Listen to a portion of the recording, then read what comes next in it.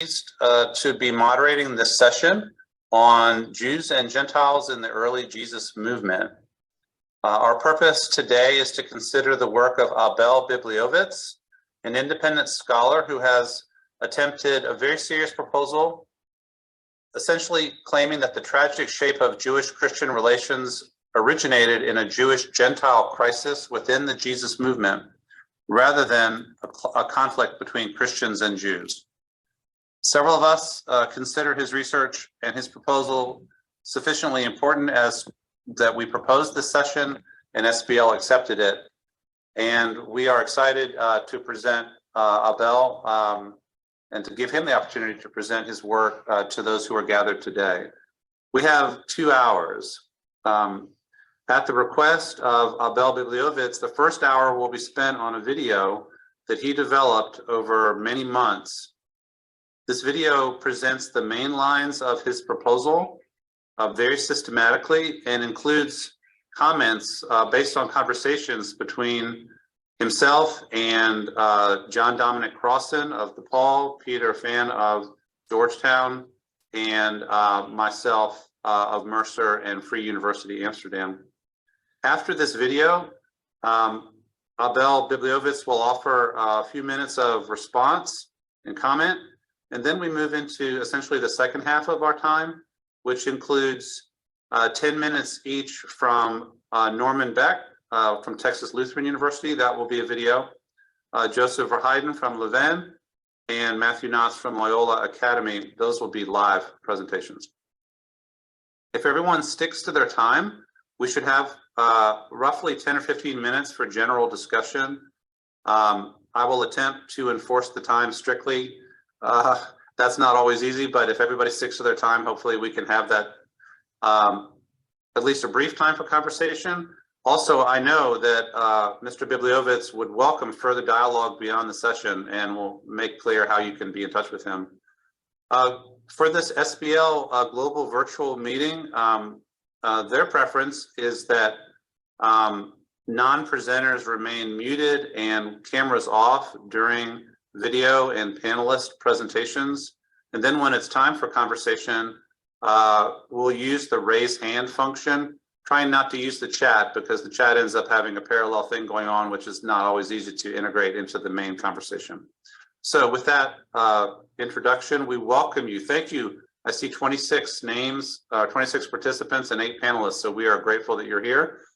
Grateful to SBL for this opportunity. And with that, we will now turn to the video produced by Abel Bibliowicz.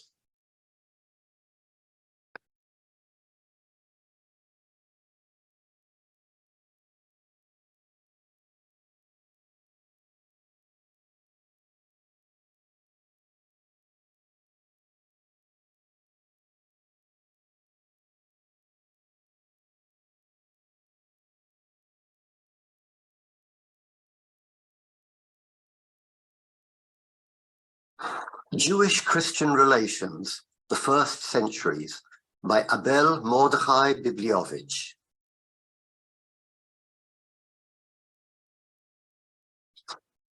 Our conversation on Jewish-Christian relations, the first centuries, will proceed according to the following sections. First, we shall present our distinguished guests. Then, we shall present a thematic foreword, followed by a presentation of the Bibliowicz thesis. Then we'll move on to the Jewish-Gentile crisis in the Jesus movement, followed by Mark's characterization of the disciples. The next section will be the evolution of Jewish-Christian relations, and that will be followed by concluding remarks and then a Q&A session. First, I'd like to introduce Professor John Dominic Crossan. John Dominic Crossan, Professor Emeritus of Religious Studies at DePaul University, known as Dom to his friends and colleagues, has written 30 books on the biblical tradition, but especially on the historical Jesus. His latest contribution being his insightful Render unto Caesar. Professor Crossan was co-chair of the Jesus Seminar, a group of biblical scholars who emphasized the historical context of the Jesus movement. He was also president of the Society of Biblical Literature in 2012. Among the scholars of the Jesus Seminar, he and Burton Mack advocated for a non-apocalyptic view of Jesus, at the time, a pioneering perspective. Next, I'd like to introduce Professor Peter Phan. Until his recent retirement, Peter Phan was the inaugural chair of Catholic social thought at Georgetown University. A native of Vietnam, he has earned 3 doctorates and is the recipient of 3 honorary doctorates. Peter is also the author and editor of some 30 books. His many writings have been translated into 8 languages and have received many awards from professional societies. Being Vietnamese and a migrant has helped Peter create a distinctive space in the theological world, allowing others to see the value of Asians and migrants in their multi-layered and complex beliefs as contributing something valuable and even transformative to the traditional Western Christian theology and to the Western Christian Church. Peter has argued forcefully for a positive role for non-Christian religions. Due to his advocacy, Peter found himself at the center of theological scrutiny and controversy upon publication in 2004 of his book, Being Religious Interreligiously. His public response was published in 2017 under the title, The Joy of Religious Pluralism, a work and title that do reflect Peter's inclusive heart and open mind. Professor David P. Gushee. David P. Gushee is Distinguished University Professor of Christian Ethics and formerly the Director of the Center for Theology and Public Life at Mercer University. He is also Chair of Christian Social Ethics at the Faculty of Religion and Theology at Vrije Universiteit, Amsterdam, in cooperation with the International Baptist Theological Studies Center, IBTS Center, in Amsterdam. Gushee is the elected past president of both the American Academy of Religion and the Society of Christian Ethics. He served as president of Evangelicals for Human Rights, now the New Evangelical Partnership for the Common Good, and helped draft the Evangelical Climate Initiative's call to action.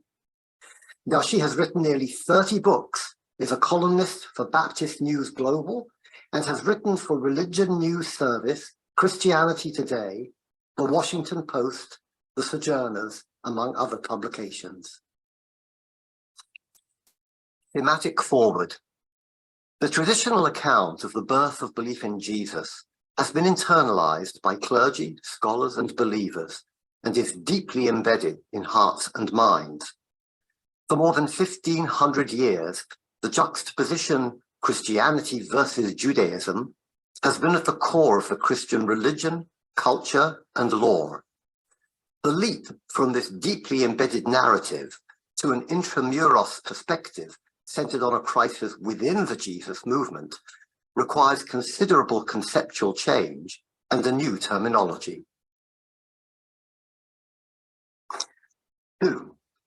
An academic version of the Bibliowicz thesis was first published in Jews and Gentiles in the Early Jesus Movement, published by Palgrave, Springer Academic, 2013. Jewish-Christian Relations, the First Centuries, 2022, is a later version aimed at the general public and is available for free download at the SBL event catalog or at academia.edu. Book formats at cost are available via Amazon. 3. The terms commonly used in academic studies of early Christianity reflect the lingering influence of orthodoxy over the discourse, leading to confusion and a truncated dialogue. To fit better the context of the first 3 centuries and to clarify it, the thesis uses the terms belief in Jesus and Jewish and Gentile followers of Jesus for the first 3 centuries of the Common Era. The Bibliowicz thesis proposes that Jewish-Christian relations stand on a complex trajectory that originates in a Jewish-Gentile crisis within the Jesus movement, between Jewish and Gentile followers of Jesus, not between Christians and Jews. This crisis erupted onto the surface following the Jewish War of 70 CE, but originated in earlier tensions within the Jesus movement. The thesis explores the context, background, and intent of the authors of the Gospels and later texts. These texts, written after Paul's ministry, do not describe, for the most part, the reality of the birth and first decades of belief in Jesus. They were crafted to promote theological and sectarian agendas relevant to contemporary audiences. The existence of tensions between Jewish and Gentile followers of Jesus is clearly attested to in the New Testament text and has been widely noted and elaborated upon by scholars. The Bibliowicz thesis differs in the suggestion that this Jewish-Gentile crisis is the engine, the originating crucible behind the Gentile challenge to the authority and legitimacy of the Jewish followers of Jesus as the exclusive guardians of Jesus's legacy and its momentous consequences. The internal debate within the Jesus movement about Torah observance by Gentiles eventually and gradually turned into an emotionally charged Jewish-Gentile crisis. The thesis advocates that the loss of this original context and later intra-Gentile agendas and circumstances resulted in the projection onto Judaism of the polemic that accompanied these early debates about what traditions and beliefs should ground belief in Jesus. The Bibliowicz thesis places this crisis center stage as the engine in a process that lasted several centuries, whereby early Gentile believers gradually transitioned from yearning for fellowship with the Jewish followers of Jesus to militant anti-Judaism. This progression from failed fellowship to militant anti-Judaism took place in different communities at different paces. Let me begin by congratulating you on this beautiful book that you have written. Now, let me say that I am in full agreement with your thesis, we call Bibliowicz thesis, and which is this, that the debate, the controversy, the early controversy in the New Testament was not between Judaism and Christianity. Now, this has been the framework for almost 2,000 years of discussions, and I think you are right to say that it is very misleading. It was not a debate or controversy between Judaism as a religion and Christianity as an emerging religion. Rather, as you correctly pointed out, the controversy is between the Jewish followers of Jesus and the Gentile followers of Jesus, mostly under the leadership of Paul. Therefore, the debate, the controversy was not between two different religions, but happened within the Jesus movement. It's within the movement that emerged. We call it the Jesus movement. So I think that you have set the correct terms, the correct framework for understanding the relationship between Judaism and Christianity. I think this is a very important point you make. The implications of this is tremendous. The implications of thesis for theology, Christian theology, for the relationship between Jews and Christians today are immense. So we hope we have the chance to talk about this, in particular with regard to what we call the supersessionism. The idea that somehow Christianity has replaced, abolished, and replaced Judaism. So that I agree with this, your basic. To be a great pleasure, really, first, and also a high honor to be with you and our confreres around the world in the SBL. Let me think what you now for a second.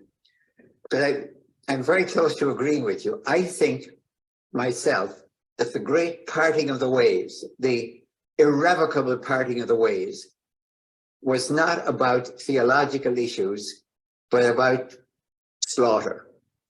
I think the war, not any theological debate.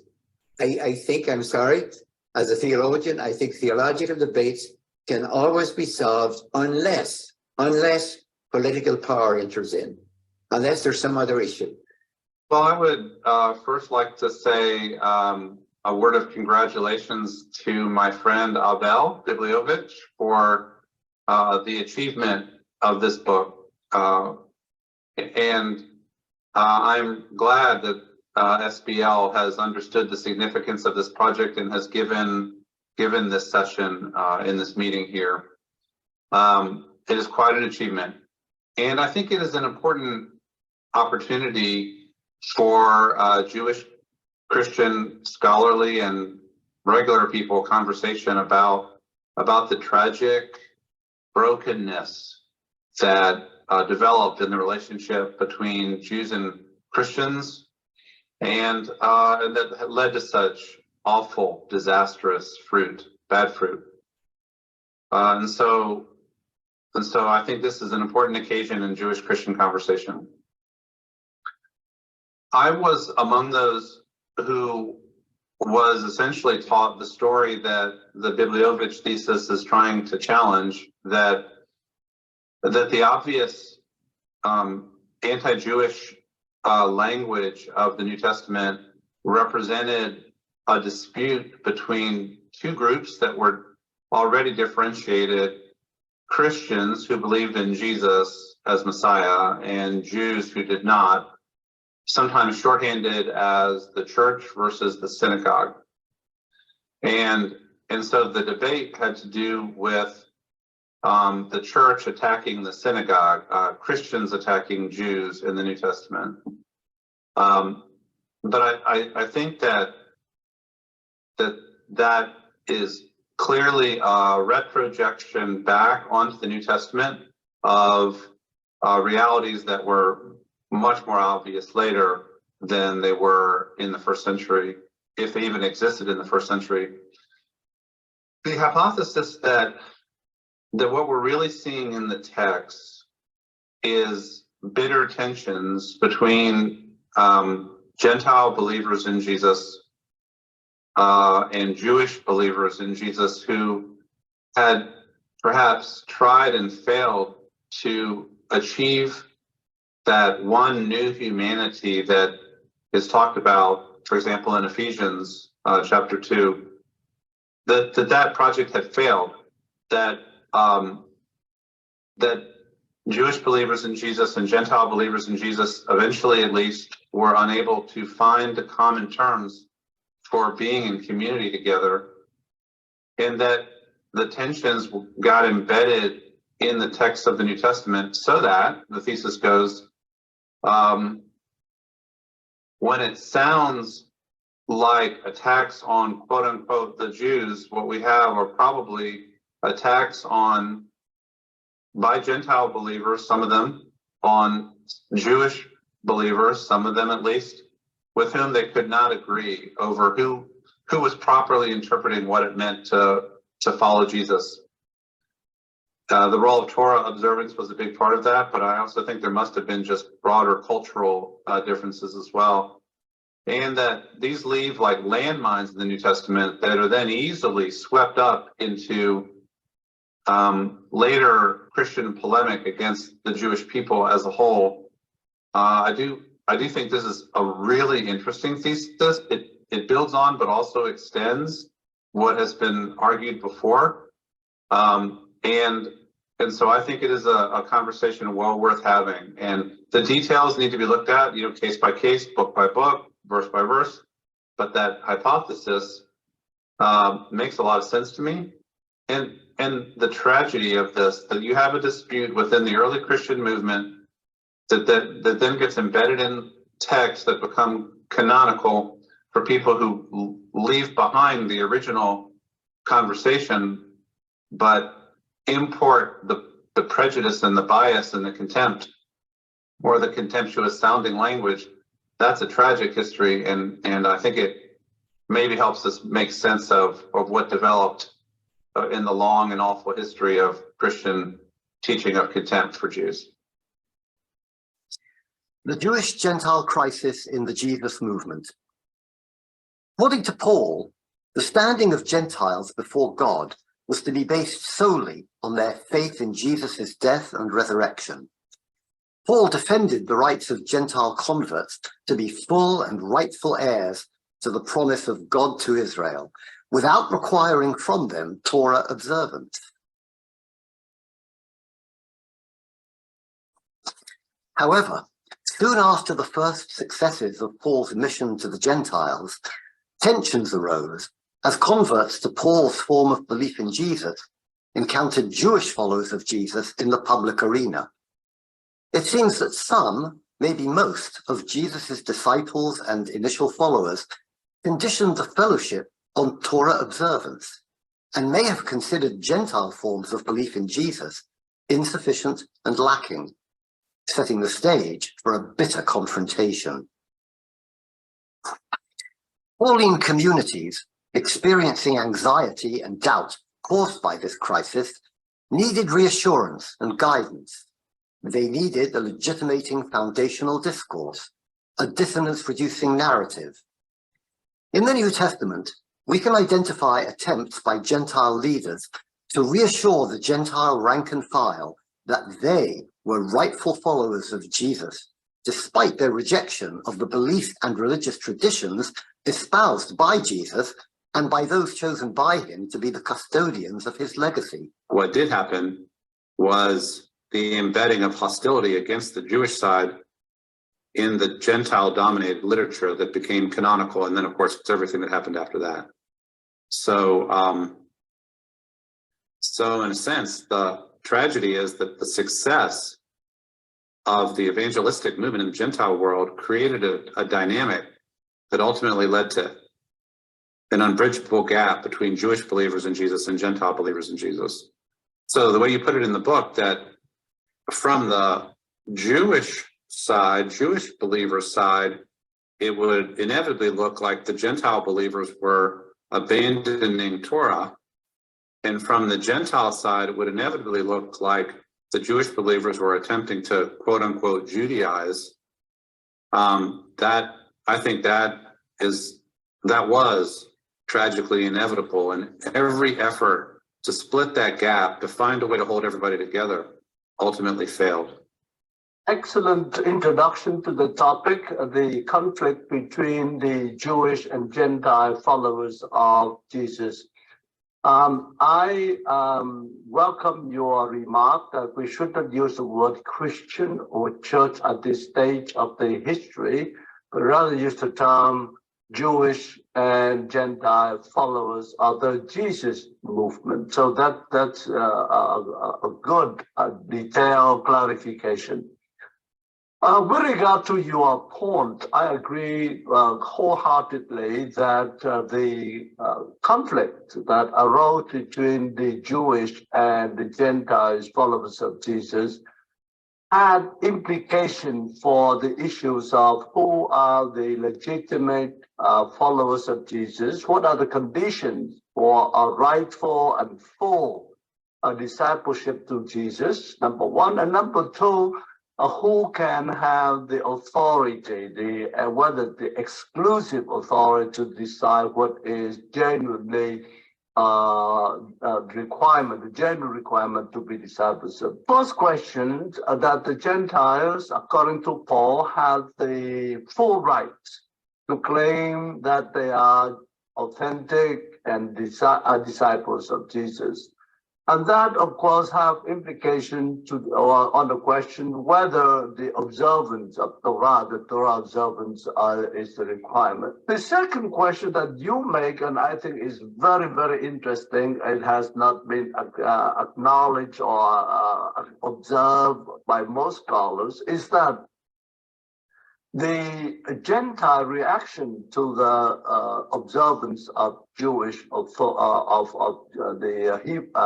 the Torah observance questioned and finally rejected the exclusive authority of the followers, the Jewish followers of Jesus, to decide what is authentic, what is true, what is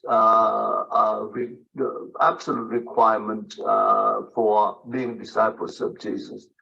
This questioning of the authorities of the Jewish followers of Jesus was at first implicit, of course, implicit, but eventually it emerged as important doctrinal, no longer ritual, but doctrinal issues, namely who has the authority to determine the authenticity, the truth of the teaching. So this, I think the second point you made is very welcome, and I think we need to pay more attention to it.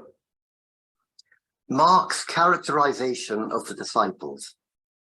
Contrary to the almost universal veneration of the disciples of the founder in other world religions, Mark and the synoptics that stand on his work is unique in his denigration and belittling of the disciples, those whom Jesus chose as custodians and guardians of his legacy. Those who knew Jesus best, the ones who shared his ethnicity, his religion, his journey, and his worldview, are the targets of Mark's accusations and innuendo. What is it that the disciples who shared Jesus' ministry, as well as his ethnicity, religion, and sociocultural background, did not know or understand? What is it that Mark, who did not know Jesus, and whose background and life experience were alien to his, did know that his disciples did not? According to the Bibliowicz thesis, the Markan framing of disciples who do not understand Jesus' ministry and abandon him in his moments of need seems aimed to explain to recent Gentile converts the conundrum posed by the Gentile rejection of core beliefs and traditions espoused by Jesus and by those chosen by him to be the caretakers of his legacy. The author of the earliest gospel has superb timing. He rides on a growing wave of pagan conversion to belief in Jesus and capitalizes on the collapse of his adversaries due to the decimation of the communities of the Jewish followers of Jesus in Judea during the Jewish War. The author of Mark was amazingly successful as well. He drives a permanent wedge between Jesus and his Jewish disciples, a wedge that became canonical. Thank you. I'd like to first share my final thoughts on the topic that is so interesting. First of all, I have to thank you profoundly, Abel, for drawing attention to the Gospel of Mark. I did not pay such a close attention to the Gospel until your book pointing out of this Markan under almost attack of the Jewish followers of Jesus. So that, I think, is your great contribution. As I said last time, I think you have a certain point there. I wouldn't put Mark as a supersessionist thinker, but his framework, his narrative, his theological narrative may give rise, or maybe has given rise to the thought, to the idea that somehow Jewish followers of Jesus have no longer that authority, exclusive authority to impose orthodoxy on Christianity. On the other point, I also agree with you that the Markan avoidance of Roman responsibility, or the anti-Roman, avoid the anti-Roman rhetoric, has been very responsible for the emergence of the idea that somehow Jews are responsible for the Jesus' death. But here I'm going to agree with you. You can't just read Mark and say, oh, yeah. You have to ask why from beginning to end does he consistently and devastatingly, and I would say incredibly, denigrate the entire 12 and the relatives of Jesus. I think that just as much that stuff in chapter 3, you know, it's unnecessary. Jesus doesn't have to say, those around me are my family. And that's not necessary. You could take it for granted that the family's on his side. So yes, where we absolutely agree is that Mark really needs a devastatingly strong explanation, because it is quite extraordinary. This is a consistent denigration all the way through of individuals who represent a tradition. Let me tell you what I think about Mark. First of all, I do notice that Matthew and Luke, I suspect, would be very surprised to find Mark still in there. As far as they were concerned, they took care of Mark. They cleaned them up. They absorbed them into themselves. And if he was too tough on Peter, well, Matthew took care of that. And Luke took care of Peter in the Acts. So both of them, I think, did a cleanup job, a damage control job on Mark. So in one sense, you're right. Nobody said, oh, he just said this about Peter and the relatives of Jesus, I would say as well. And no problem. You're quite right. It's extraordinary. It's extraordinary. And it needs an extraordinary explanation. I think Mark was written for refugees.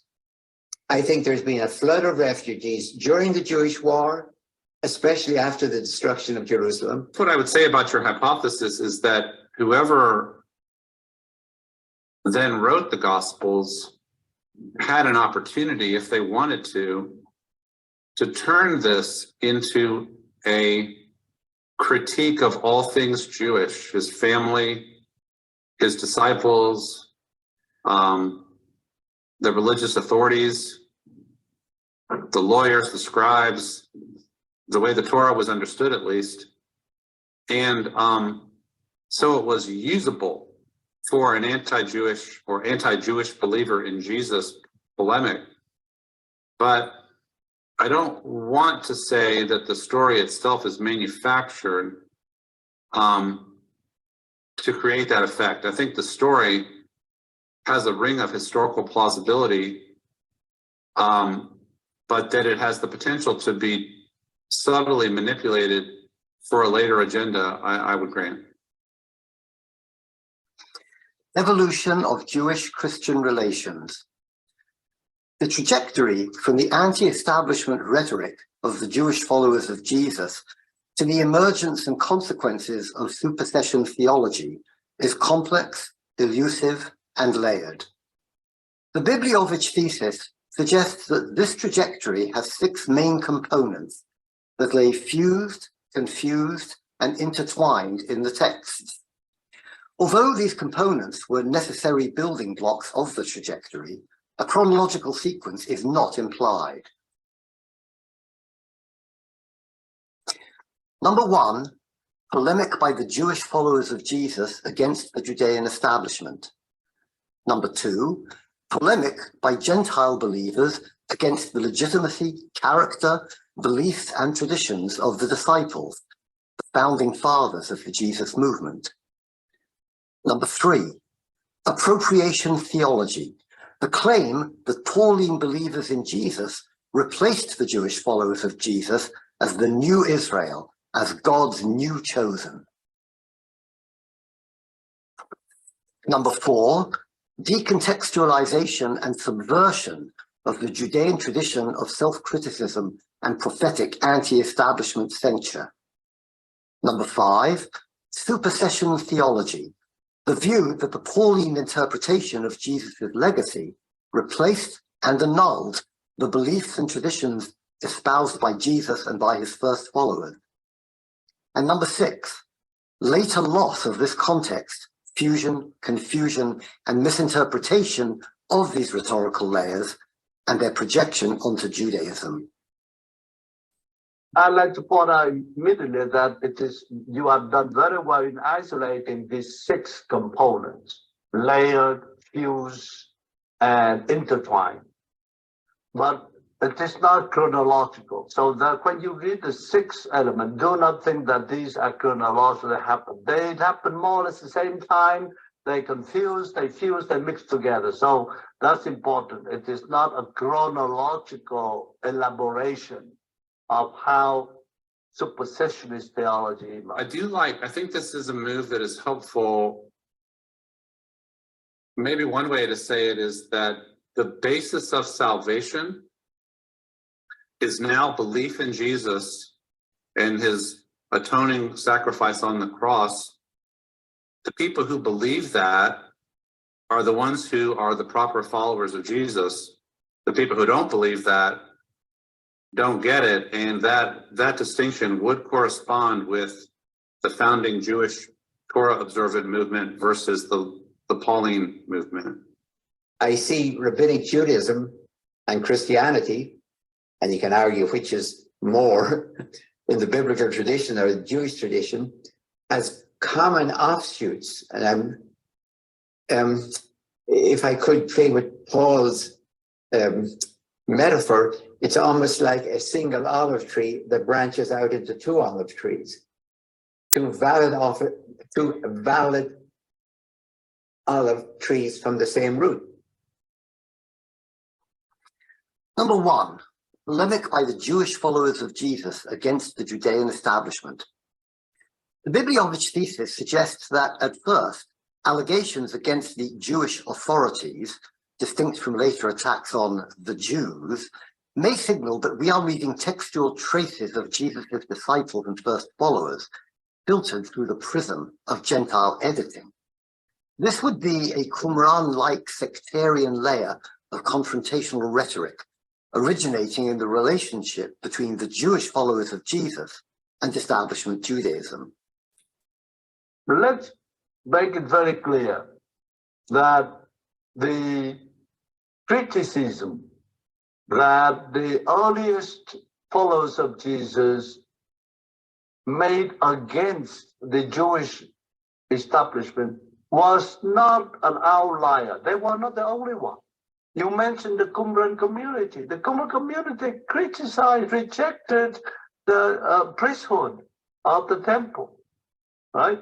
And then within, so Qumran represent a radical departure from the Jewish establishment, particularly the temple, the priesthood, and so forth. That's number one. So the critique of that Christian, the Jesus movement made against Judaism was not the only one. It's just part of the a lot of different sects. So there is already within the Jewish establishment diversity of view, diversity of school, diversity of interpretation of the Torah.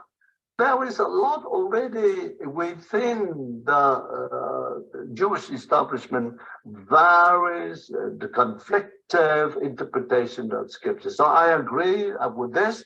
It is important to see that the debate. Yes. And if anyone brought that up to me, I would say, yeah. And again, read Josephus on what happens when the forces arrayed against the Romans come into Jerusalem. Look what they do to the high priestly family of Annas. So if I looked at Josephus and I looked at the gospel, I would find that Josephus is telling me of Jewish people, not followers of Jesus, who are even more against the Judean establishment. I see Jesus as a radical, maybe Qumran-like prophet, challenging the legitimacy of all of the above, and his first followers would have picked that up as well. And we actually see traces of that in the book of Acts, for example. So yeah, all of that is plausible to me, and then that could be edited to be later and interpreted as the Jews are bad, right? And I think that that is what gets picked up in the tradition. Number two, polemic by Gentile believers against the Jewish followers of Jesus. Most Gentile converts seem to have resented the attempt to impose the beliefs and traditions of the founding generation as a requirement for being recognized as legitimate followers of Jesus. These beliefs and traditions, while integral and intrinsic to Jesus and to his Jewish followers, were alien to most non-Jewish converts and consequently emerged as wedge issues. The Bibliowicz thesis points out that the Pauline mission to the Gentiles evolved in opposition to the Jewish followers of Jesus, and would have directed its sectarian and militant rhetoric first and foremost towards them, not toward Judaism as commonly understood. Initially, the issues that the authors were trying to address, the frame of reference, the horizon, the intended adversaries, and the context, seem to have been within the Jesus movement.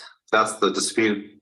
That's the older traditional interpretation that you are challenging and proposing, that there is some retrojection back into these accounts, but it would have been of internal disputes within the Christian community between Torah observant and non-Torah observant followers, probably largely corresponding to Jews versus Gentiles. That's a really, really interesting proposal.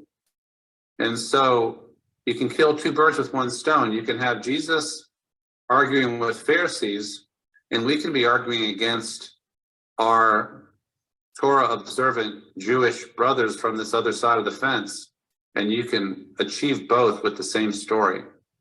I think that's very plausible, and I think that needs to be entered into the conversation about how we interpret these passages, for sure. You are right from the historical standpoint. The rhetoric that you find among the non-Jewish, the Hellenistic and the Gentiles, followers of Jesus, contributed, no doubt, contributed to the supersessionist theology. In Christian writing of so-called Christology, one of the key points they make all the time, that Jesus was a Jew and a pious Jew, observant Jew. To begin combating supersessionism, this is the point you're to make. Jesus, and not only Jesus, but all his earliest disciples were Jews, faithful Jews. His mother, Mary, and the disciples, the so-called apostles, were all Jews. So rejecting Judaism is rejecting Jesus himself. This is a very important, need to be stressed, that Jesus was a pious Jew. He observed the Jews, the Jewish law, the Torah. Number 3, appropriation theology. The Bibliowicz thesis yields that the Pauline claim to the identity, authority, and legitimacy of the Jewish founding fathers resulted in the appropriation and decontextualization of their law, including their self-perception as the new Israel, their anti-Jewish establishment posture, and the Judean traditions of prophetic self-criticism.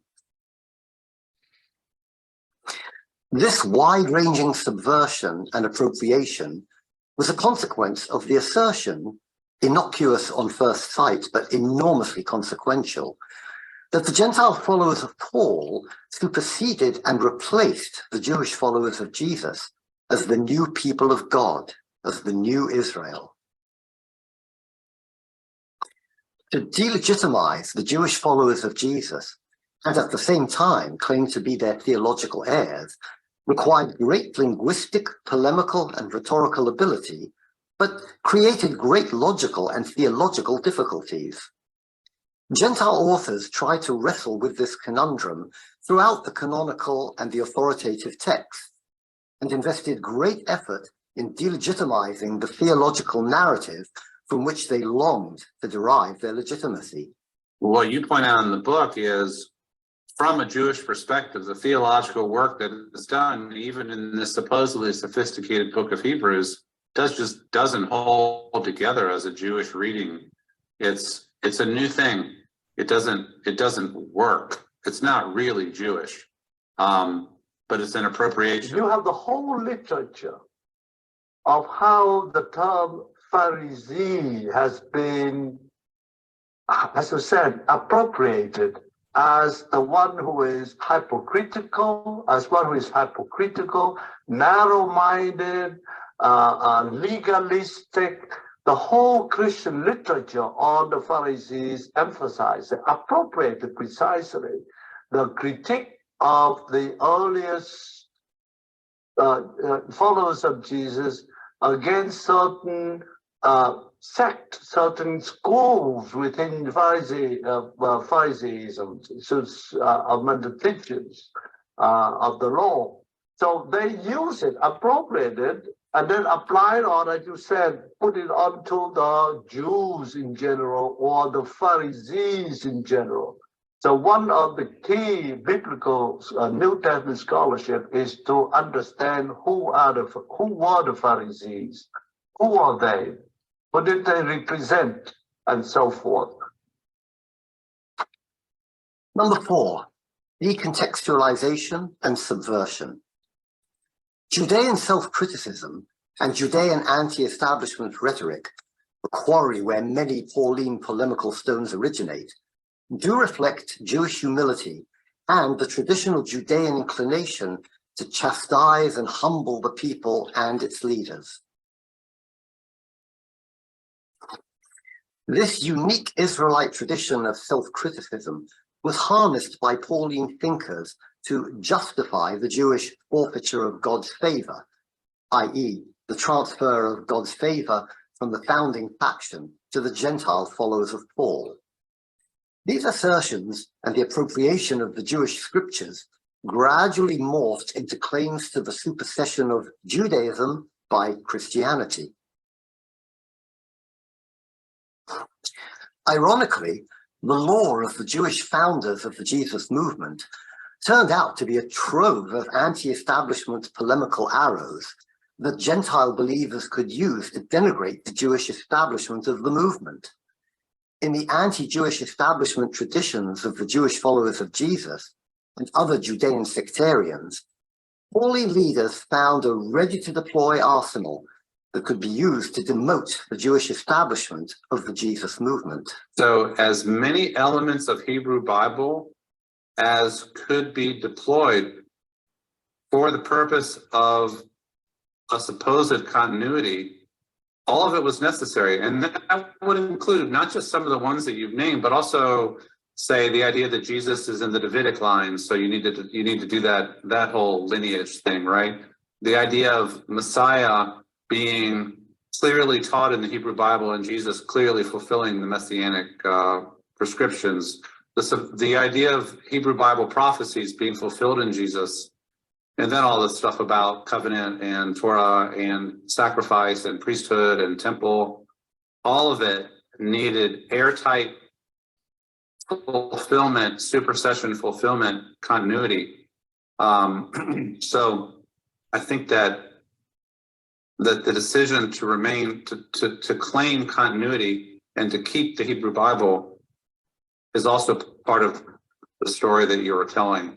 But in the end, it's a Gentilized version, and what Gentile Christians make of the Hebrew Bible often has little or no resemblance to what actual practicing Jews either made of the Hebrew Bible 2,000 years ago or make of it today. I think Gentile Christians did terrible things here. For example, they often told stories that were based on prophetic fulfillment and then upbraided the Jewish authors for not seeing what they had fulfilled in them, as it were. So yes, the prophetic self-criticism was used regularly. In the Old Testament, the Hebrew scripture, prophets critique the priesthood, the people in general. That kind of critique was then appropriated by Christians, right? They were appropriated to identify themselves, to give themselves legitimacy by saying, well, look, even the Jewish prophets themselves were critical, were highly critical, rejected the people. And one of them promised the new covenant, Jeremiah. Talk about the new covenant, the covenant that made of flesh, not of stone. So Christians appropriated this prophetic criticism of the Jewish establishment and say, look, we are not doing something new. We simply repeat what the prophets were saying. And I said, this is so pernicious, so dangerous. It is abuse of biblical Hebrew text for Christian purposes. To identify themselves, to legitimize themselves, to say that now we are the true Israel, the new Israel, the Verus Israel that we say, the true Israel. And this use of the prophetic criticism, as I said, is absolutely perverse. And we have to be very careful of that. And all the Hebrew prophets are now used their words as weapons against the Jewish people in favor of Christianity. So I agree with you on this, and I agree. I would strongly warn Christian preachers, priests, catechists, when they use the Hebrew scripture, have to be very careful, just not misappropriating, misuse the prophetic criticism. Number 5, supersession theology. According to the Bibliowicz thesis, supersession theology emerges out of the claim that the Pauline interpretation of Jesus' legacy replaced and annulled the beliefs and traditions espoused by Jesus and by his first followers. It's the context of Christian preaching and worship. It's very important to notice these two contexts. The context of preaching, it's almost axiomatic, I may say, to be anti-Jewish in preaching, that has made use of terrible use of the parables, certain parables in which Jews and Pharisees are cast in extremely negative light. Another dimension I mentioned last time, bear repeating, is the way how Christians have used of the prophets critique of Israel, the people of Israel, and use it as to justify the fact that the view that the Jews were, again, hard-headed, refused to follow Jesus, and so that's one part. The second context is the liturgical or the worship context, and I like to mention in particular the so-called Holy Week ceremonies, where there were prayer on Holy Friday for the Jews, for their hard-headedness, you know. So that sort of liturgy that portrayed Jews as God killer, the killer of God, and the rejection of Jesus and so forth. So there are two sides, the preaching side, the homiletic side, and the liturgical side. One bit of pushback I might offer is to say that the Orthodox or proto-Orthodox Christian tradition ends up claiming legitimacy over against the interpretation of the Jewish followers of Jesus. That I think works.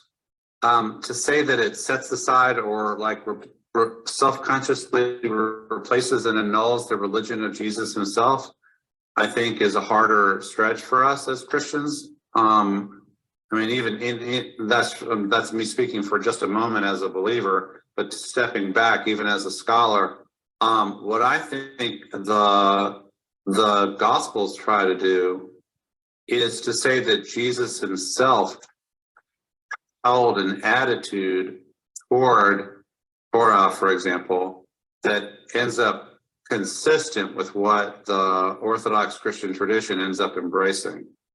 But then the Romans would be at them with a microscope. See, you're a new religion.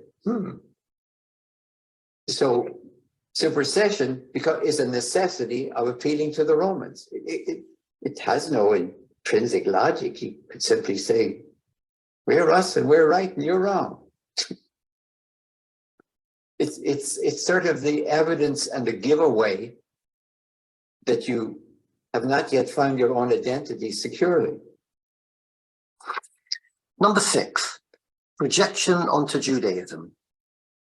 The incorporation and appropriation of the traditions and scriptures of the Jewish followers of Jesus by the Gentile followers of Paul eventually morphed into claims to the supersession of Judaism by Christianity, and into the Christian self-perception as the new Israel and the new people of God.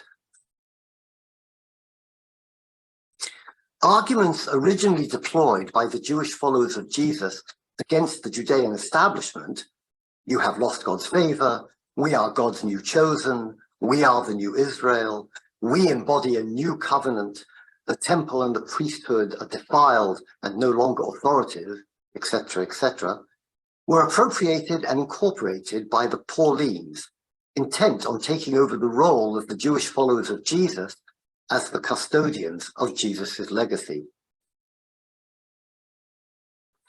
The Bibliowicz thesis summarizes that although the original concerns, horizon, and adversaries were within the Jesus movement, somewhere along the way, and in the service of later agendas, authors and audience seem to have lost the distinction between the Jewish followers of Jesus, their Gentile sympathizers, and establishment Judaism. The 5 components surveyed above lay now fused, confused, and intertwined in the text. They eventually merged into an undifferentiated and tumultuous river of anti-Jewish incitement.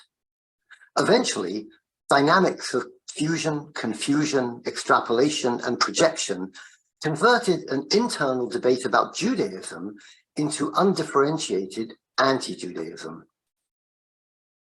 What you are, I think, successfully showing is it's not just that the canon can be used by anti-Semites to incite hatred, but that the canon itself has already got polemical elements, but that those polemical elements appear to have been internal to the Jewish, Gentile, Torah, non-Torah conversation within the early church in its first 150 or 200 years. And I think that makes sense. There's always been, I think you've deepened a hypothesis that has been in one way or another out there, but that it would then be led by or read by later readers as undifferentiated, toxic river of anti-Jewish incitement is a fact. And the only word I can use to describe this is tragedy. Just wanted to flag that powerful line about an undifferentiated and tumultuous river of anti-Jewish incitement. Yes, that is true. Yes, that is what develops in the tradition. And in your book, in the latter part, you give us just even a small set of examples of that anti-Jewish incitement. That is unknown to many Christians, even to this day, not to scholars. But it is, I would say, the worst legacy of Christianity, of ancient Christianity, to the world. Full stop. I'd like to come back to the notion of new people God, new Israel, and so forth. These kind of expressions that were very common in Christian theology. Again, in popular language, particularly at the level of preaching, liturgy, the expression all new are still being used. And very often people hearing these terms are not sophisticated enough or are not familiar enough with the anti-Jewish rhetoric that underlie them. And so they implicitly, as you said it, they simply implicitly accept these ideas. Now, we can debate all sorts of things. But let me be very clear where we agree. That any hint of anti-Judaism in the gospel that leads to, or is the seedbed for, or a hint of racial anti-Semitism is not just theologically wrong, but historically invalid and evil. So, I mean, I don't want people to might hear, oh, they're debating this, they're debating that, market is. No, there is supersession, in the New Testament. It's there already. Whether you would find it in Mark and I would find it in Luke, that's worthy of arguing. But both of us find it there. Christian, let me use the language, Christian anti-Judaism became the seedbed of racial anti-Semitism. So I know where we got. And again, I want to repeat, where we got was a tragedy. I don't want in any way that any argument about the 2nd century or the 3rd century, or whether things could have gone differently. But I am quite ready to say, I think it would be better for Christianity if Jewish Christianity rather than Luke's Roman Christianity had become prevalent. Yeah.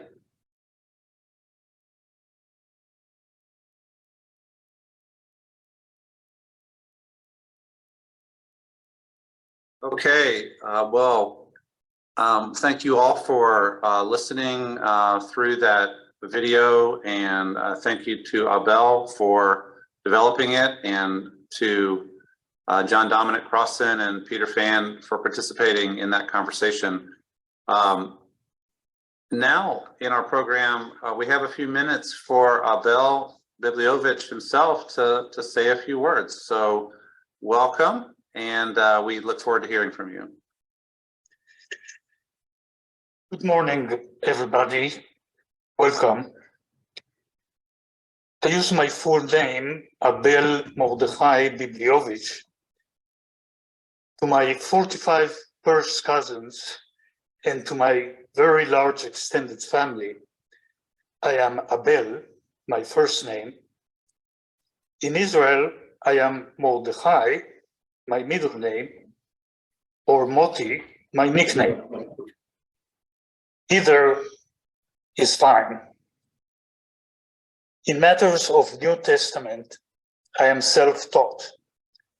Therefore, I have not benefited from the rigorous training and deep knowledge that the members of the panel and audience have acquired through years of dedication and effort. I look forward with gratitude and humility to critique of my thesis. My profound thanks to the panel members and my deeply felt gratitude to Professor Gushee, who made this event possible.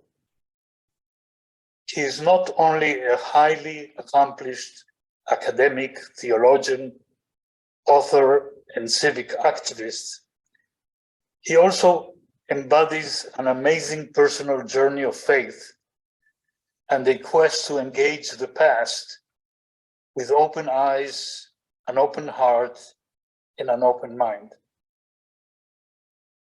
I would like to acknowledge my endorsers who made publication of my books possible and who were successful in intriguing thousands of academics in biblical studies worldwide into reading my books.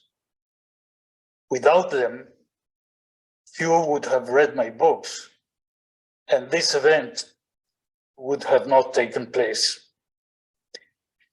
My appreciation to SBL that approved this trespassing by a self-taught author.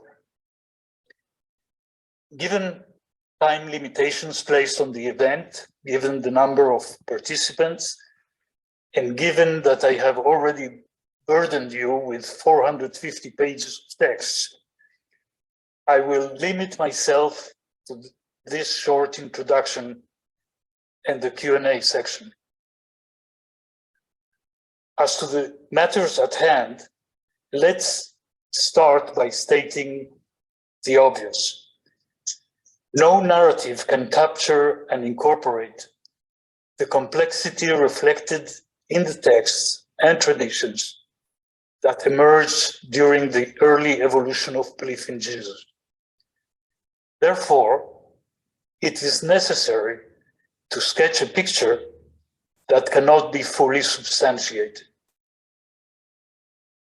Nonetheless, when analyzed in light of the thesis we are discussing today and the socio-theological trajectory that emerges from it, important discrepancies, difficulties, and previously disconnected phenomena yield new meanings and interpretations. To me, and to many who have been exposed to it, the thesis, its derivatives, and its implications make exegetical and intuitive sense. The future of Jewish-Christian relations and the future of the Christian self-perception depend on which narrative on the Christian origins will be eventually taught and internalized by Christian institutions, academics, theologians, and believers. We cannot change the past. However, if supported by academic due diligence, this thesis we are discussing today, or some refinement of it, may provide the basic for Jewish-Christian healing. If the New Testament texts reflect, to a large extent, a crisis between Jewish and Gentile followers of Jesus, and if we can read these texts as reflective of an internal crisis within the Jesus movement, we may be able to change the future by changing our understanding of the past. Thank you for your contributions and your attendance. Thank you, Abel.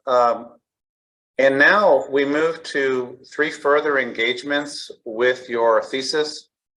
First from Norman Beck, and though Norm is here in the room with us, we have a prepared video for his presentation. And so my friend Jeremy will slide over here and get that video going.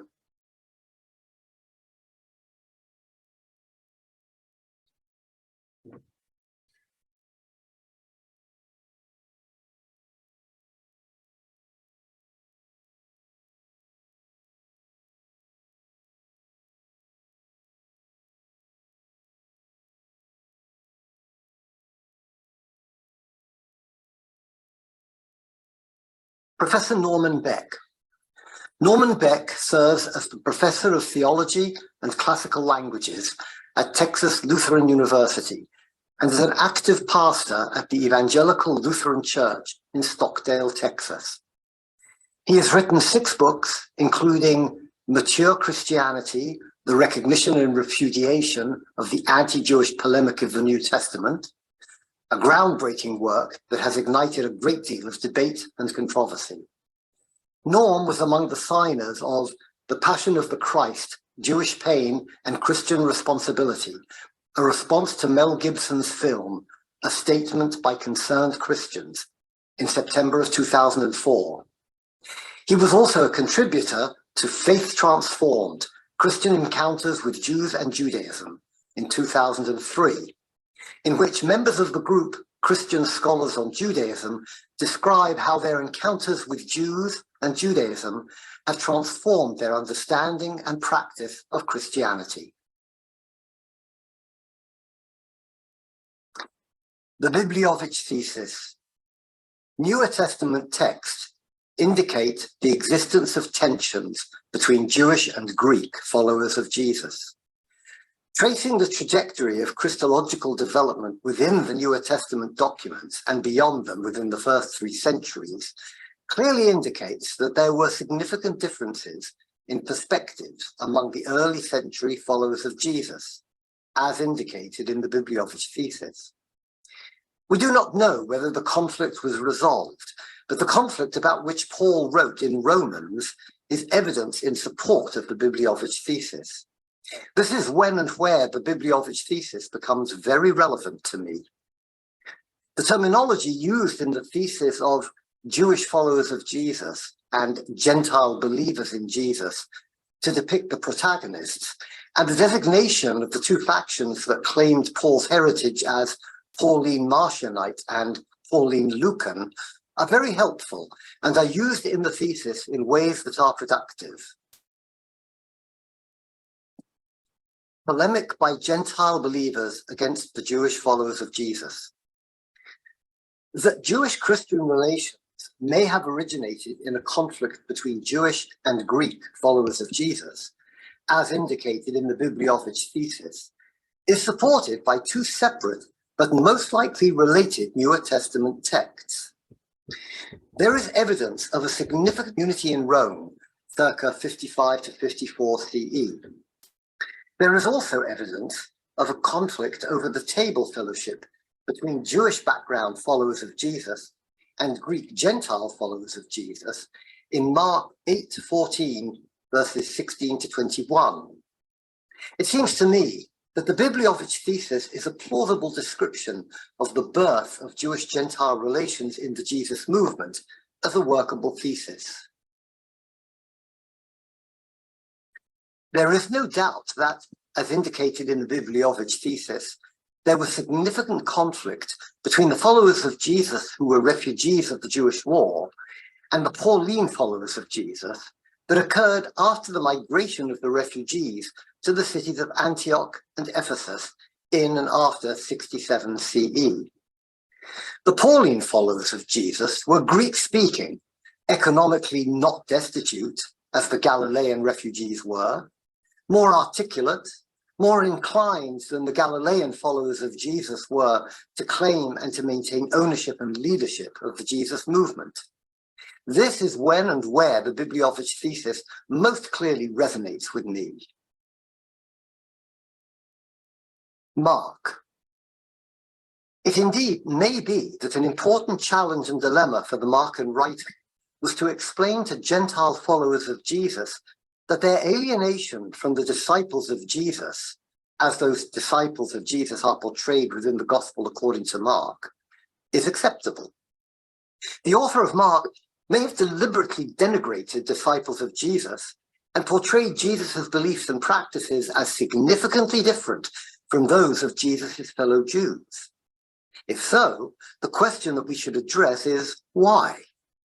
I agree with this element of the Bibliowicz thesis that the denigration of the disciples of Jesus may be the first salvo in the Gentile challenge to the authority and legitimacy of the disciples of Jesus as guardians of Jesus' legacy. Appropriation theology. The Bibliowicz thesis is certainly feasible in that most of the Pauline background followers of Jesus remained loyal to the Pauline perspective, but needed and received a legitimating foundational discourse in the Markan narrative, in which Galilean followers of Jesus, especially Peter, are portrayed as slow to believe and slow to understand. It is essential to the Bibliowicz thesis that the appropriation of the scriptures and traditions of Jewish followers of Jesus by Gentile followers of Paul gradually morphed into claims to the supersession of Judaism by developing Christianity, and to the claims of post-Newer Testament leaders and people to be the new Israel, the new people of God, the inheritors of the new covenant. Whether the evolution of that development occurred primarily as depicted in the Bibliowicz thesis or in some other way, it did occur, with tragic results. The projection onto Judaism. It may have been that the Pauline mission to the Gentiles evolved in opposition to Jewish followers of Jesus and resulted in increased militant rhetoric against them rather than against Jews who remain Jews, as is expressed in the Bibliowicz thesis, and that the claim of Pauline believers in Jesus replaced the Jewish followers of Jesus as the new Israel of God, so that eventually internal conflicts within the developing Christian movement morphed into external claims that Christianity as a standalone religion has superseded the Jewish religion. Whether that happened within a century after the crucifixion of Jesus, as depicted within the speeches of Peter, Stephen, and Paul within the Acts of Apostles, literary drama in the Newer Testament canon, or whether the development of the Christian claim of supersession of the Jewish religion occurred over the course of 4 centuries, the Christian claim of supersession of the Jewish religion unfortunately was made and is still maintained by many Christians today. The elusive Jewish response. The fact that there is very little literary evidence of Jewish writers pushing back against the developing polemic against the Jews within the first 4 centuries CE is significant circumstantial evidence that most Jews were not especially interested in these issues or did not consider them to be directed against them, a point that supports the Bibliowicz thesis. The responsibility for Jesus' death. As indicated in the Bibliowicz thesis, and as clearly apparent within the historical critical study of the Newer Testament documents, the Jews who remained Jews, as most of them did, were scapegoated with blame for the crucifixion of Jesus within the Newer Testament writings, most viciously within 1 Thessalonians 2, verses 13 to 18, interpolation into Paul's otherwise pleasant letter, and extensively in the Acts of Apostles literary drama. The scapegoating, however, is vicious already in the first gospel, Mark, and is magnified greatly in the gospel according to Matthew, where Pilate is presented as protesting that he is innocent of the blood of Jesus, and all of the people who had been pressured by the chief priests and elders to chant repeatedly, "Crucify him," are given the line to speak to Pilate, "His blood be," that is, may it be or it will be, "upon us and upon our children." No real Jews would ever say that. According to the Bibliowicz thesis, already in the Markan account, Pilate and the Romans, who are exonerated, and the Jews, who are blamed for insisting on the crucifixion of Jesus, is supportive of a Gentile struggle against the Jewish followers of Jesus. The exoneration of the Romans was wrong, inexcusable, and terribly sinful in every way. The scapegoating was immoral and contributed to the suffering of Jewish people ever since.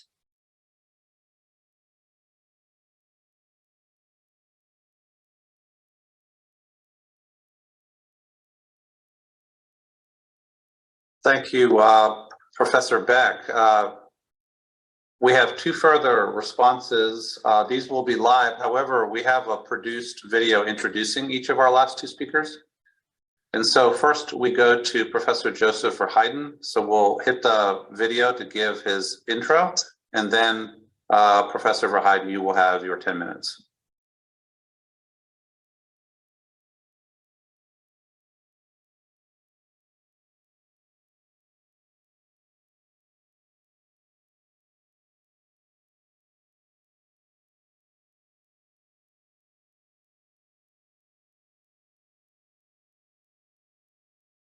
Professor Joseph Verheyden.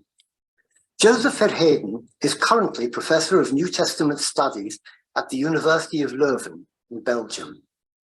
He is the director of the Leuven Center for the Study of the Gospels and of the Leuven Center for Eastern and Oriental Christianity. He is the president-elect of the Society for New Testament Studies and the vice president of the European Association for the Study of Religions. His research interests include the synoptic problem, the synoptic Gospels and Acts, apocryphal literature, Second Temple Judaism, and the reception of the New Testament in the early church. He has published widely in these areas.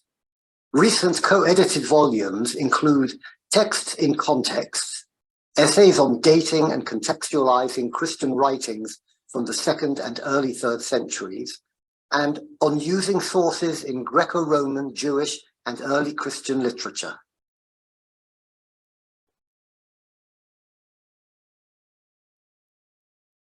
Okay, Professor Verheyden, I hope I said your name right either one of those 2 times. That's okay, and that's okay. thank you for being with us today. Please share with us what you would like to share. Thank you for the invitation, and thank you for being part of this session, late afternoon session, as far as I'm regarded. Abel Bibliowicz' recent book, a slightly revised version of a book he published 10 years ago, is a book that has been written with a lot of enthusiasm, with a good dose of indignation and irritation about how relations between Judaism and Christianity have developed through history, and also with hope to contribute to remedy a situation by looking back at the origins of Christianity, and this in, my opinion, a rather particular way. The book defends a clear thesis that is consistently argued, be it all too often in too general terms, I'm afraid. I obviously have nothing against a book with a clear thesis, quite the contrary. The real question, however, is, can the evidence adduced support the thesis? And linked to this, what is the purpose of promoting such a thesis? All this to say that I situate myself on a more critical line, but I guess that's the purpose of this kind of panel discussions. It was agreed with the author that I discuss 2 sections from the book, the one on Mark and the one entitled Projection onto Judaism, part of the recapitulation. Before turning to these, I just want to offer 2 brief comments on the overall thesis as I have understood it. First, Bibliowicz argues that conflicts within early Christianity as documented by our sources are with Jewish believers in Christ and not with Judaism itself. That is true, but only partially true. Actually, earliest Christianity and Christianity up to the 4th century fought battles on 3 fronts, with opponents from within, very clearly, with the leaders of Judaism, also quite clearly, I would say, and with representatives of the empire. All 3 of these are documented in our earliest sources. Perhaps not all 3 occur in all of these sources, and certainly not in an evenly divided form, but the 3 are clearly distinguishable as opponents, and a good number of the major sources offer evidence for tensions on all 3 levels. Second, and following from the first observation, it's then a matter of establishing which of the 3 fronts is in view at any given moment, how the distinction can be made, and what's the purpose of reporting on each or any of these levels. But let me turn to the first of the 2 sections I wish to comment on. It deals with one of the synoptic gospels, the oldest one according to most scholars, and the one that is the source of the 2 others, according to many of us. It's when dealing with concrete texts that one of the 2 weaknesses of Bibliowicz's book becomes clear to me. The often voluminous bibliographical notes suggest that the author has read or taken notice of quite a lot of secondary literature, unfortunately with a blind spot for German scholarship, but all too often one has the impression that a good deal of that has not really been digested or has been used only in as far as it serves the thesis. Perhaps more worrisome is that the whole discussion about Mark, but also in other sections and chapters of the book, nowhere translates into a more detailed analysis of particular passages. It often remains too vague and too general, and thereby risks to miss out on nuances, on details, and I'm afraid in a few instances also on the essence of a particular passage. Bibliowicz rightly notes that Mark takes a critical stand towards the first disciples of Jesus. Combined with the commonly accepted view that Mark's intended audience or readership was largely and perhaps even exclusively Gentile in origin, and with the evidence from other ancient sources, Acts for instance, about the links of some of the major figures among these disciples to forces promoting a form of Jewish Christianity, this may easily lead to the conclusion that Mark was anti-Jewish Christian in tendency and purpose. Mark is critical of the disciples, and more than once they are said not to understand what Jesus' message really is about. The crucial element in this, however, is not that they are criticized because they belong to the Jewish Christian strand of Christianity, but because they are pushed in the role of the audience that does not understand as part of the theological agenda of Mark that has not so much to do with Jewish or Gentile Christianity, but with the more in general view of how difficult it is for people to receive the Jesus that is presented to them. The disciples are made characters in a play that deals with Jesus and with how one becomes a believer. And they have to play the role that Mark gives them. After more than a century, William Verheyden's Messiasgeheimnis has lost nothing of its significance as a key to read the gospel. Mark's Jesus moves exclusively on Jewish terrain, and is overtly avert of broadening the perspective unless he is forced to do so by others. Opposition to Jesus comes from an audience that is Jewish by birth and conviction, and proves to be most stubborn in coming over to Jesus' side. At least that is how you could read Mark on the first level. It's easy, of course, to say, well, this level is just one part of it, and I'm sure this is the case, and it can be read, certain passages at least, can be read as reflecting a Jewish conflict or tensions with Jewish Christians. It has been mentioned before, the Pharisees can go for one and they can stand for the other. That's the whole problem. And that's the problem I have with the thesis in general.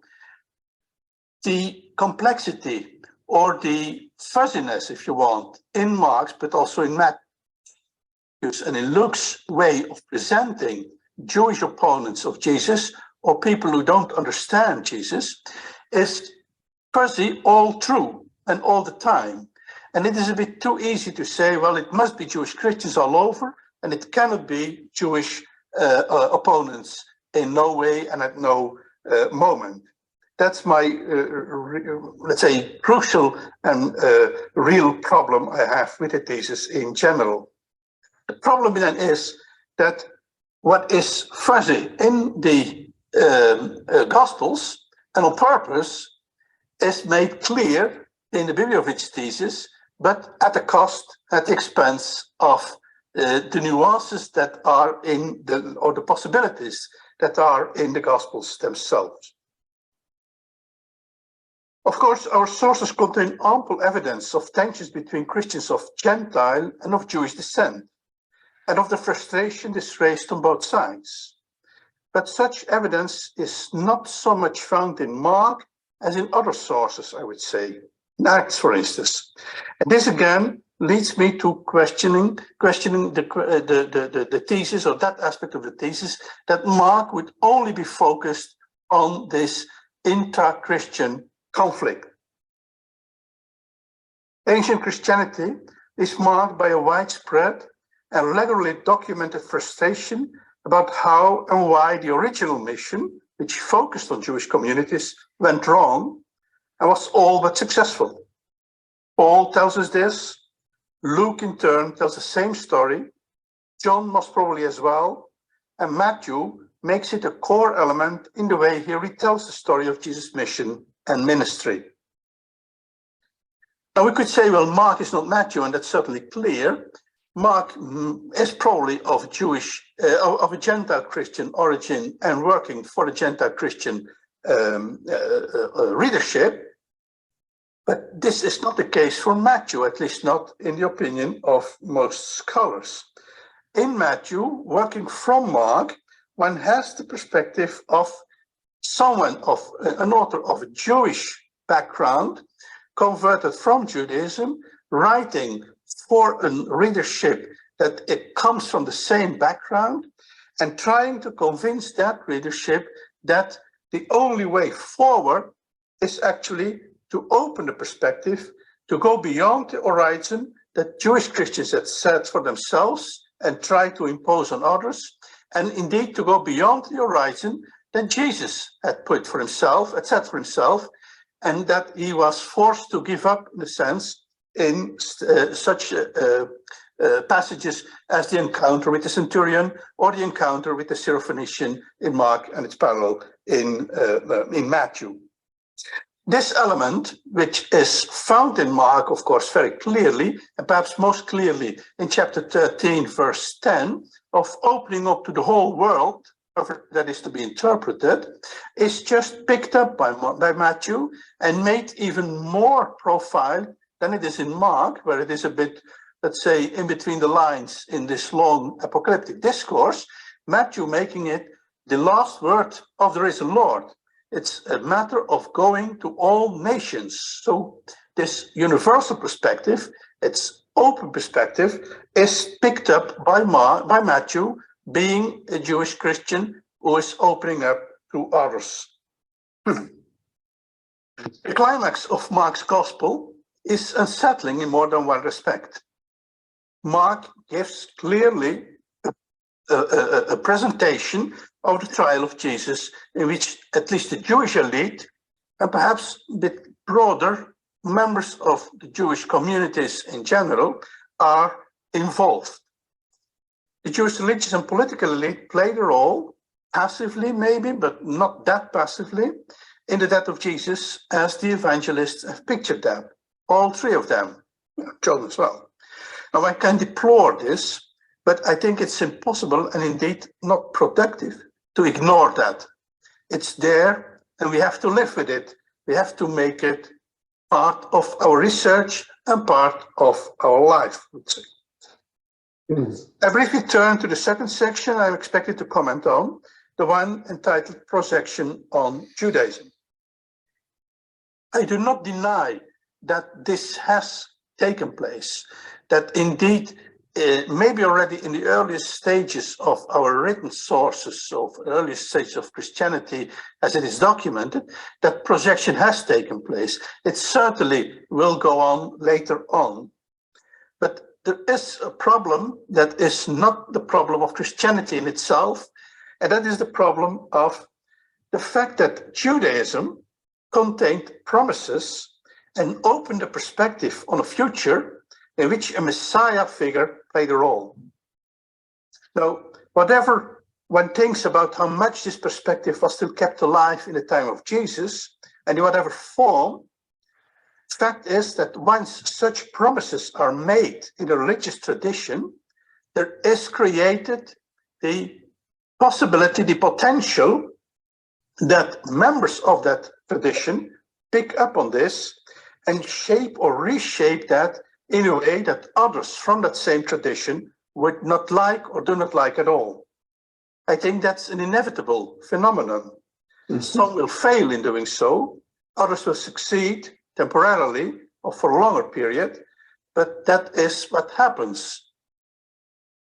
In the case of Christianity, in which core issues of Jewish belief and practice were criticized and others transformed, this would inevitably lead to tensions and struggle, both with adepts of the new faith who were of a different opinion on certain elements, and with those who had not made the move towards the new movement. It plays on both levels all the time. So projection onto Judaism has played a role in these struggles, but as I see it, to a lesser degree than Bibliowicz seems to assume for the earliest evidence and the earliest sources. As a matter of fact, the relatively few Christian authors who dealt with Jewish Christianity at a later stage managed to make the distinction between Jews and Christians of Jewish descent. Jerome formulating the position of the latter most clearly as being neither Jew or Christian, kind of tertium quid. It's absolutely true that quite a number of ancient Christian authors and leaders seem to have forgotten about Christian caritas when it came to act or to work for the dangers of Judaism, and thereby contributed to heightening the tensions. Arguments from Scripture, Christian and Jewish, played a role in such controversies, and they were fueled from both sides, I would say. And this is an aspect that I miss in the book. There is a last chapter where Christian side is clearly and rightly presented as fueling tensions, but there is quite some evidence, understudied in my opinion, in Midrash and in Talmud, of the same kind of tensions created from the Jewish side. And there is quite some work being done by Jair Furstenberg, by Michal Bar Asher Sichal, and a couple of others that show that this is there. You cannot say that Judaism stayed out of this whole thing, did not care about it. I'm afraid that this is not the full picture. The best way forward, in my opinion, is to realize that the nucleus of the tensions and the outright enmity between Judaism and Christianity as documented in history lies in the dramatic outcome of a confrontation that had been building up for a couple of years during Jesus' ministry, and that later on was pushed forward by both parties, at least if I can believe the evangelists in this and the later evidence from both Christian and Jewish side. The other thing to be kept in mind is that all religions struggle with their origin and with their antecedents, as Judaism itself proves in no less a way than Christianity, or for that, Islam, when trying to sort out how it has incorporated and then largely ignored elements of Jewish and Christian origin in its own doctrine and teaching. Here it's not about reconciliation, but about recognizing each other's otherness and try to live with it. And I think that would already be quite an achievement if we could get there and keep that going. Thank you. Thank you so much, Professor. Now we will have an introductory video related to Professor Matthew Knotts and then his comments.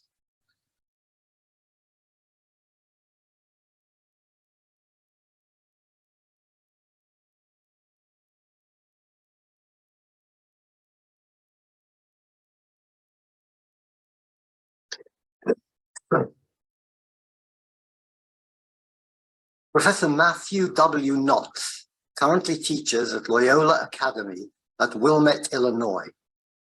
He was visiting professor of theology at Gannon University in 2019 and postdoctoral researcher at KU Leuven, Faculty of Theology in 2019. He earned his PhD at KU Leuven, Belgium, Faculty of Theology and Religious Studies, 2017. His first book on creation, science, disenchantment, and the contours of being and knowing, Reading Augustine, was published by Bloomsbury Academic in 2020. He has published articles in Cuestiones Teológicas, 2022, Vox Patrum, 2022, Revista Humanitas Hodie, 2018, and Philosophy and Theology, 2017.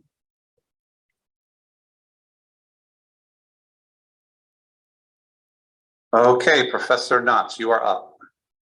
Thank you for this introduction. Thank you for having me. I do have some slides to share if that's possible. I think that's possible. I don't know. So okay. You can share your screen now. Got it. Thank you. There we are. Again, thank you very much for this invitation. Grateful to be able to join you. And it seems like my communication will also follow some of the points that Professor Verheyden made towards the end of his talk. The task of this communication is to examine the intersection of the Bibliowicz thesis with the Jewish tradition of the Messiah. After a brief discussion of Messiah, I proceed to a discussion of how this concept led to tensions within early Judaism. A key source in this respect is the letter of Barnabas. Finally, I offer some critical questions for Bibliowicz and his commentators. Central to the Bibliowicz thesis is the claim that the separation between Judaism and Christianity is a complex and gradual process. The scholarship admits of a spectrum of views concerning the definitive break, ranging from the 1st to the 4th century CE. Scholars such as Boyarin, Schaeffer, and Sim are in fundamental agreement with Bibliowicz about the anachronistic retrospective distinction between Judaism and Christianity. According to Galit Hassan Rokem, Judaism admitted of a majority group and a minority group, the latter of which believed Jesus was the Messiah and joined the early church, which was mostly Jewish. Bibliowicz goes further, emphasizing that later Jewish-Christian conflicts originate from tensions between Jewish and Gentile followers of Jesus within the Jesus movement. If this intramuros thesis is correct, then the scholarship requires new concepts for a true understanding of the historical situation of early Christianity. Bibliowicz proposes new terms, namely belief in Jesus and followers of Jesus, whether Jewish or Gentile. I would like to focus on what I believe is implicit in the former, that is, belief in Jesus as Messiah and Lord. My approach is also motivated by Horbury's emphasis on the importance of the messianic question in the early Jesus movement. The term Messiah means anointed one and was applied to both kings and priests in pre-exilic Israel. During the exilic and early post-exilic periods, Jewish literature theorized about a mysterious figure who would appear as a savior king and inaugurate a new era. This would include the reconstruction of the temple. Messianism witnessed a resurgence in the 1st century BCE. The Jewish tradition hoped both for the restoration of sovereignty and the purification of the temple. Although pre-rabbinic Judaism admitted of a spectrum of views about the Messiah, the Davidic model was the most prominent. It could also accommodate elements of priesthood and prophecy. Furthermore, the Dead Sea Scrolls contain a two-Messiah thesis, according to which God would anoint 2 servants, 1 royal and 1 priestly. Clearly, this tradition of 2 messiahs was in direct conflict with New Testament theology, which consistently envisioned only 1 Messiah. The letter of Barnabas is especially interesting as a case study, given that it dates between 70 CE and 132 CE. It seems to reflect the intramural tensions within the early Jesus movement. According to Havavik, it is, quote, very likely that Barnabas was written in a geographical area with a distinct Jewish presence and where Christians came into contact with Jews, end quote. The text bespeaks the author's intimate knowledge of Judaism and its scriptures. The text also has a certain Jewish-Christian character, that's Havavik's term, though its author was likely a Gentile Christian. Barnabas suggests that believers in Jesus, situated in a context of messianic fervor, were predisposed to quote-unquote Judaize, as Horbury puts it. Havavik writes, commenting on the work of Carlton Paget, that, quote, Barnabas argues against people within his own community whom he feared might be attracted to the Jewish way of life, end quote. Barnabas addresses 2 topics of special importance for the Bibliowicz thesis. Namely, 1, the quote-unquote correct interpretation of the Hebrew scriptures, and 2, how believers in Jesus should define themselves in contrast to Jews. Early Jesus believers faced the quandary of how to claim a supposedly strange scriptural tradition as their own. Bibliowicz notes that Pauline communities felt destabilized by Jewish critics and thus looked for reassurance. They found this in the New Testament, according to which Gentile believers were the true followers of Jesus, despite the fact that they rejected some of Jesus' main beliefs and practices. A further challenge came from the fact that Jesus did not correspond to the traditional expectation of the Messiah as a powerful Davidic king. Therefore, early Jesus believers were criticized for misinterpreting scripture and even forsaking their own religious heritage. The letter of Barnabas provocatively argues that the Jews never truly understood their own religious tradition. It harshly rejects what would appear to be indispensable elements of Judaism, such as dietary laws, circumcision, and the celebration of the Shabbat. Barnabas accuses the Jewish tradition of misinterpreting God's commands in a crudely materialistic manner. Moreover, in chapter 12, Barnabas connects Jesus with David, though he emphasizes that the Psalms clearly demonstrate that Jesus is Lord. In chapter 4, Barnabas claims that the Jews do not possess, and in fact never have possessed, the covenant. Rather, only those who follow Jesus have a share in it. In chapters 4 and 14, Barnabas contends that God offered the covenant to Moses, symbolized by the tablets of the law, but, again, as Barnabas argues, when Moses shattered these, it symbolized the failure of the Israelites to receive the covenant, which the followers of Jesus have in fact received.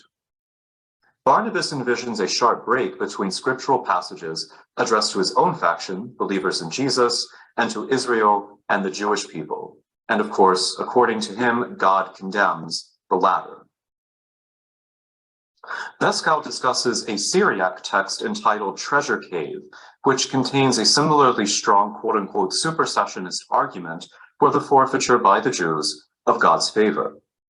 The particular concern of this work is to demonstrate that the Jewish tradition had been dispossessed of the three offices of priest, prophet, and king, and that these had been transferred to Jesus. This work indicates that the Jews lost these gifts because of their crucifixion of Jesus.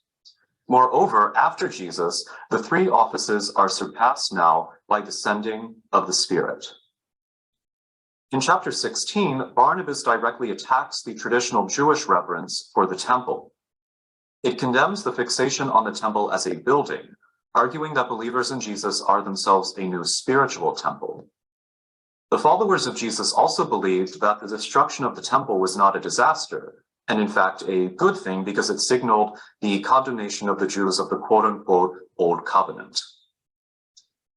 For a contrasting view, an enigmatic story from the Palestinian Talmud also provides evidence of the importance of Messiah and temple in these early polemics. Schaeffer argues that this story was intended to undermine belief in Jesus as Messiah. Christianity was perceived as a threat because of its attempt to surpass the temple, thus proposing a radically novel conception of Judaism. The story reflects the profound ambivalence of the Jewish non-Jesus believers, who recognized the novel tradition quote-unquote gestating within it. According to Schaeffer, and I quote, "Once the idea of the Christian Messiah was put forth with all its ramifications, Judaism could not remain the same," end quote.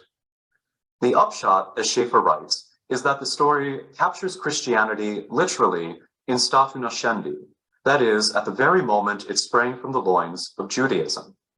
This Christianity, with its Messiah born on the very day when the temple was destroyed, no doubt falls within the realm of Judaism and is a perfectly Jewish form of Christianity. As I conclude, I would like to propose some ways that the foregoing research could return to a broader interaction with the Bibliowicz thesis.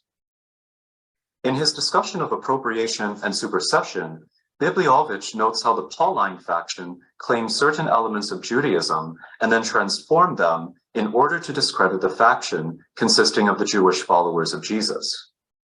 Furthermore, in connection with Mark, Bibliowicz argues that this gospel de-Judaizes Jesus by arguing that his messiahship was not recognized by his companions. What role does the concept of the Messiah play in the wider scheme of appropriation supersession? Given the complex history and competing understandings of Messiah, how did the Pauline faction come to an authoritative definition of Jesus, not simply as Messiah, but as a particular kind of Messiah? Finally, Bibliowicz also contends that a deep ambivalence is present throughout Christianity due to the Pauline faction's simultaneous incorporation and reinterpretation of Jewish elements. And I quote, "The tension between the rejection of core beliefs and customs of the founding fathers and the wish to claim continuity with them embedded a deep ambivalence towards Judaism at the core of the emerging theology and teachings." It seems that this would apply to Jesus as Messiah as well. Jesus is God's anointed, foretold by the prophets, yet somehow divested of many of the elements of the tradition from which he originated. Thank you for your time and attention.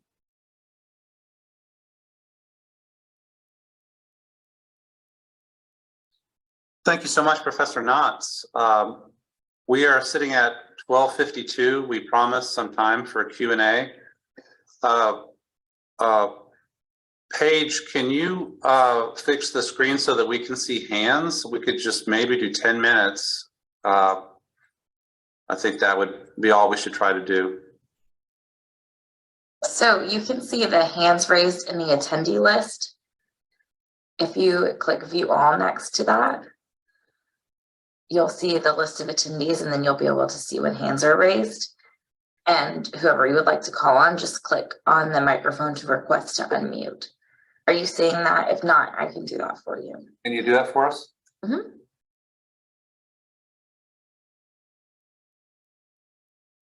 There's also some questions in the chat if you see that, David.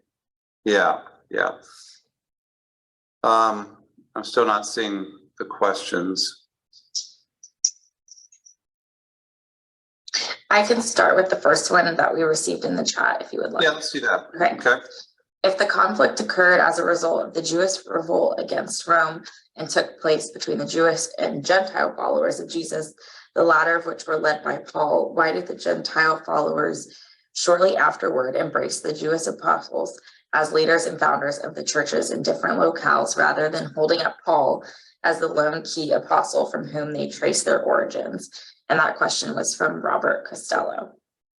Thank you, Robert, for your question. I think we should privilege our author here, Abel, as our, at least the first shot at that. Would you like to respond? I would like to understand the question. I had trouble following. So would you repeat, Paige, please? Yes. If the conflict occurred as a result of the Jewish revolt against Rome and took place between the Jewish and Gentile followers of Jesus, the latter of which were led by Paul, why did the Gentile followers shortly afterward embrace the Jewish apostles as leaders and founders of the church in different locales, rather than holding up Paul as the lone key apostle from whom they trace their origins? Well, mostly I would answer that the crisis originates earlier in the Jesus movement, but it came to the surface. It became apparent and more open due to the Jewish war. So the Jewish war was not the originating cause of the crisis. The originating cause of the crisis, in my mind, would be mostly the original dispute about Torah observance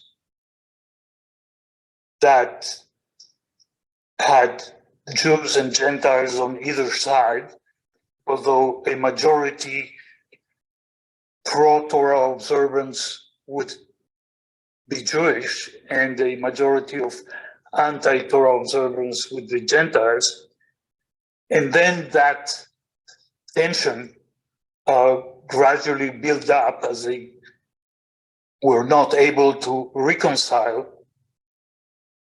But as long as the Jewish followers of Jesus were active and their communities were active, the Gentile side, although growing demographically, did not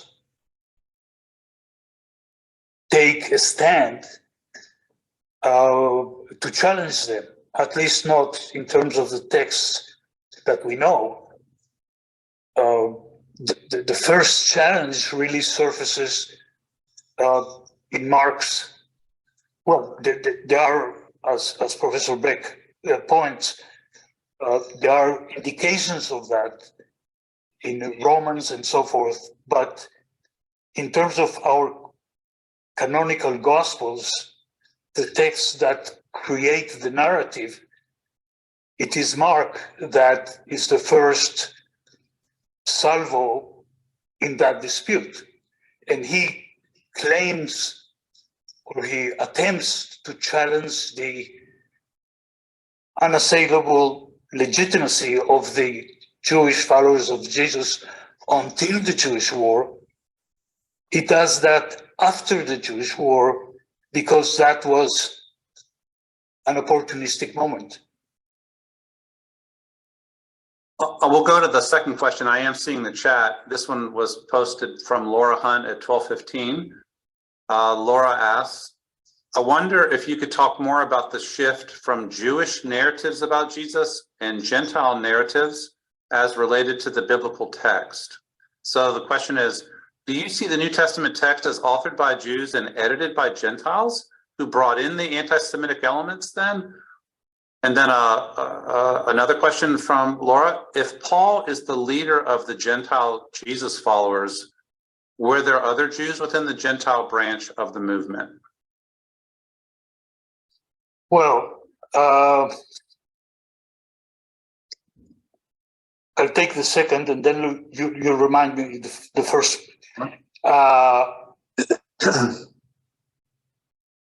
We know from studies of names and mostly of names, I believe, in the, I call it very large manuscript, Jewish Believers in Jesus, that the estimate that I'm aware of is that maybe 30% of Paul's people were Jewish. Now we're talking about very, very small numbers. But the answer is yes, there could be. There is no inherent reason why some Jews would not follow Paul, at least in the sense of arguing the Gentile claim that Torah observance should not be the criteria. So that, as far as the writing of the Gospels, in the book, I summarize my reading, my findings, that to me, Mark is a Gentile. We can go into details, but that's the overall argument of the chapter. Matthew is, in my mind, following many others, I see it as a layered text. Some call it the School of Matthew, and there are Jewish elements in there.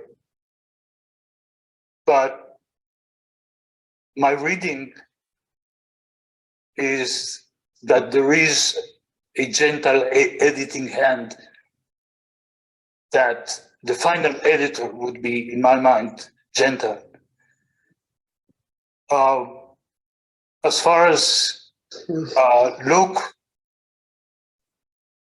Gentile in my mind. John, I don't have really an opinion on who wrote it. So we're at 101, but there's one more question in the chat. I can't see the hands anyway, so I think this is where I'll end with the questions. And this is from Lisbeth Freed, asking for you to respond, especially to the critique of Professor Verheyden. Well, I invited Professor Wertheimer, so the critique is fine. I'm not an academic, so I would say only that through the 10 years since the book was published, I have encountered all kinds of varieties of pushback. And it's fine. It's part of the purpose of this event. When I was close to publishing the first book,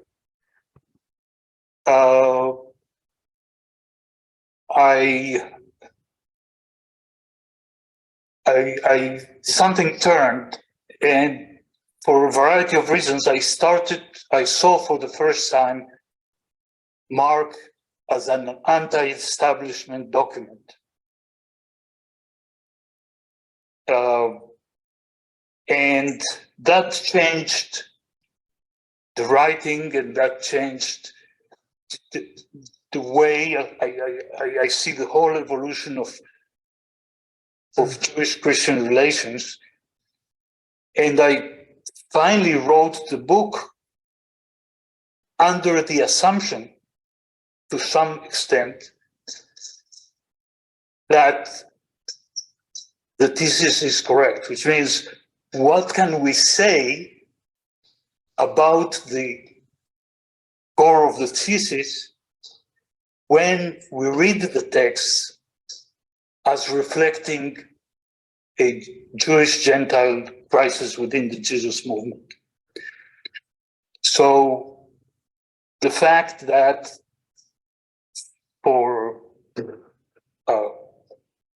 based on criticism of my scholarship, or because it's difficult to move and to change for people that see these texts as foundational, or to change the narrative, that's fine.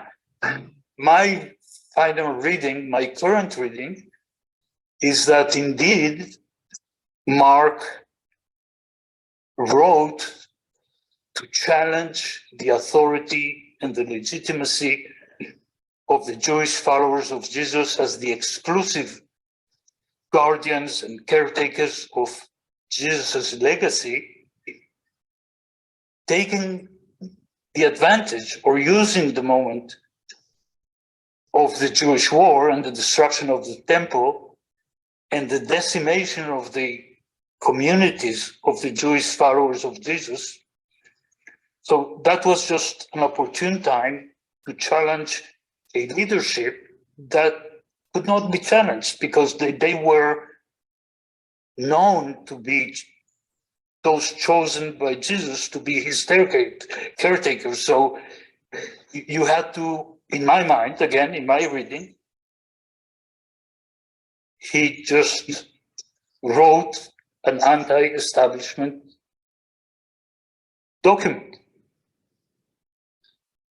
Thank you so much. I do want to respect the time of everybody and call the session to a conclusion. I do urge people who have been listening in to engage these texts. They're serious, and I'd like to congratulate Abel Bibliowicz for this achievement. Thanks to all 6 people who participated in the conversation. Did you want to say one last thing, Abel? Yes, Abel? yes, I would like. In the book, at the end of my personal introduction and at the end of the book, in the PDF that most people download from academia, there is an email. I'll address any question that comes through. Thank you for that. Thanks to all of you for listening in today. And thanks to SBL and to Paige for your work to help make this happen. Goodbye, everybody. Thank you.